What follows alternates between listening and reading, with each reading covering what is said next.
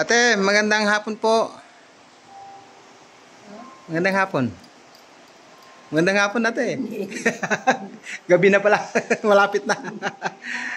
Te, ano kasi yung naging sakit mo? Dislocation hips? O, kumusta na yun sa dislocation hips mo, ate? Pakiramdam mo. Wala yun. Bakit dati, hindi mo naiangat yan? Hindi nga. Ganyan, naigagalaw ko ganyan. Di sa madaling sabi, hindi mo na siya, Hindi ko siya naitataas. hindi mo na maitaas. Hindi mo na rin magawang magtanggal ng sarili mong bra. Ngayon, anong pinagkaiba niya? Ano pa lang po yan, per session pa lang yan. Bali, may balik pa naman po kasi yan eh. May follow-up check-up pa po yan. Try ko dahan-dahan unti-unti na Apo. ganon sa likod. Pero malaki na po pinagkaiba. Naigagalaw ko rin siya. Taga saan po kasi kayo, ate? Nabisiha. Ni Baysia.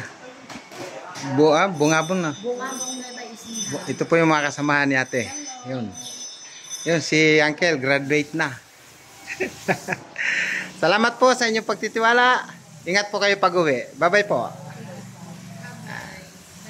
Okay. Thank you po, Lord.